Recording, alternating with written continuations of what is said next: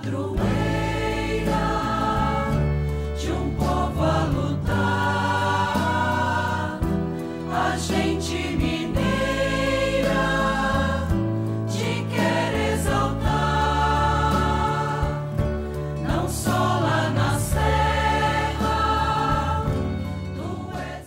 Amado irmão, amada irmã, com apreço, saúde e paz, a amada Mãe Maria nos congrega aqui para que nós possamos proclamar a palavra e, abrindo o coração, acolhê-la com essa interpelação amorosa que Deus sempre nos faz, um alimento que não nos pode faltar, porque a palavra é a luz para nosso caminho e a lâmpada para nossos pés. Eu lembro aqui São Cipriano, ao falar da oração do Senhor, o Pai Nosso. Ele comenta, e vale a pena pensar, poderá haver oração mais espiritual que a nos foi dada por Cristo, se foi Ele que nos enviou também o Espírito Santo? E que oração poderá ser mais verdadeira aos olhos do Pai do que a que saiu dos próprios lábios do Filho, que é a verdade?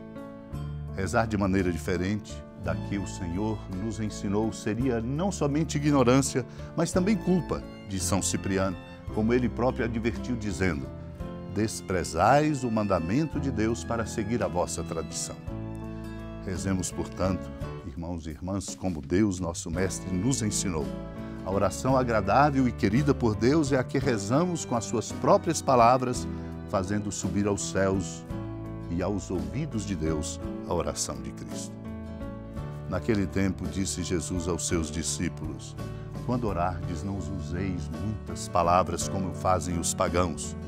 Eles pensam que serão ouvidos por força das muitas palavras. Não sejais como eles, pois vosso Pai sabe do que precisais muito antes que vós o peçais. Vós deveis rezar assim: Pai nosso que está nos céus, santificado seja o teu nome. Venha o teu reino. Seja feita a tua vontade, assim na terra como nos céus. O pão nosso de cada dia dá-nos hoje. Perdoa as nossas ofensas, assim como nós perdoamos a quem nos tem ofendido. E não nos deixes cair em tentação, mas livra-nos do mal. De fato, se vós perdoardes aos homens as faltas que eles cometeram, vosso Pai que está nos céus também vos perdoará. Mas se vós não perdoardes aos homens, vosso Pai também não perdoará as faltas que vós cometestes. Amado irmão, amada irmã, a oração é a nossa força. Somos desafiados, porque muitas vezes não temos tempo e não dedicamos tempo à oração. Não dedicar tempo à oração diariamente para nós que cremos, para quem quer de fato ter uma vida sustentada, é um risco. Um risco de grandes fracassos, de perda de rumo, de perda de força. Por isso somos chamados a orar. Não a orar, diz o Senhor, multiplicando palavras, como fazem os pagãos. E nós precisamos cuidar disso, porque temos visto em muitos grupos cristãos a oração se transformar até em gritaria, em uma coisa que não se entende, quando na verdade a oração é a grande força de poder unir o próprio coração ao coração de Deus e estabelecer laços profundos de comunhão na família, na igreja, no ambiente de trabalho. O Senhor adverte: os pagãos pensam que serão ouvidos pela força das muitas palavras. Não sejais como eles, diz o Senhor. Vosso Pai sabe do que precisais, muito antes que vós o peçais.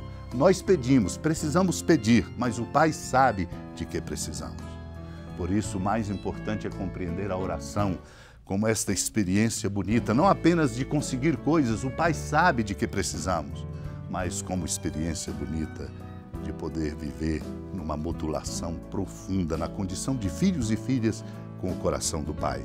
Por isso é que Ele nos ensina a dizer: Pai nosso que estás nos céus, venha o teu reino, seja feita a tua vontade.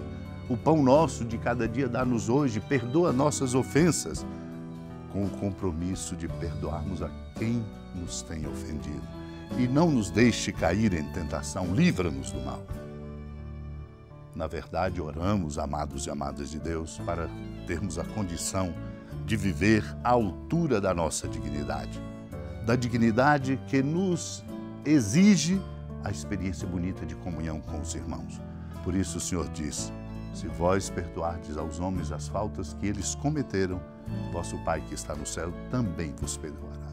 Mas se vós não perdoardes aos homens, vosso Pai não perdoará as faltas que vós cometestes. Precisamos, pois, orar. Orar, como comenta São Cipriano. Orar assim como dizemos: Pai nosso, por ser Pai dos que entendem e creem, assim dizemos pão, porque Cristo é o pão dos que comem o seu corpo. Pedimos a dádiva deste pão todos os dias. Não aconteça que nós, que estamos em Cristo e diariamente recebemos sua Eucaristia como alimento de salvação, sobrevindo a alguma falta mais grave, nos abstenhamos e sejamos privados de comungar o pão celeste e venhamos a nos separar do corpo de Cristo, porque são suas as palavras: eu sou o pão da vida que desci do céu, se alguém comer deste pão viverá eternamente. Oramos para viver esta comunhão, que ela seja profunda em nós, supliquemos a Deus, porque é pela força da comunhão que nós superamos os desafios e abrimos caminhos novos para a nossa vida. Supliquemos esta graça, sobretudo a graça de perdoarmos-nos mutuamente. Senhora da piedade, Mãe Virgem do Cristo Deus. Lembrai-vos, ó piedosíssima Virgem Maria, que nunca se ouviu dizer que alguém daqueles que, tendo recorrido à vossa proteção, implorado a vossa assistência e reclamado o vosso socorro, tenha sido por vós desamparado. Animado com igual confiança, a vós recorro, ó Virgem das Virgens, e gemendo sob o peso dos meus pecados, me prostro a vossos pés. Não desprezeis as minhas súplicas, ó Mãe do Verbo encarnado, mas dignai-vos de as ouvir propícia e de me alcançar o que vos peço. Amém. Feliz padroeira de um povo a lutar, a gente mineira te quer exaltar, não só lá na serra, tu és esplendor de toda esta terra, também és fulgor. Amado irmão, amada irmã, com alegria da ermida da padroeira do estado de Minas Gerais, a Senhora da Piedade, que da sua casa de clemência e bondade nos acompanha e nos abençoa do alto da serra, magnífica arquitetura divina, a bênção de Deus, amor misericordioso. Pai, Filho e Espírito Santo, desça sobre sua família, proteja sua casa, sustente sua vida, fecunde o caminho missionário de nossa igreja e nos encha de sabedoria e conosco permaneça para sempre. Amém.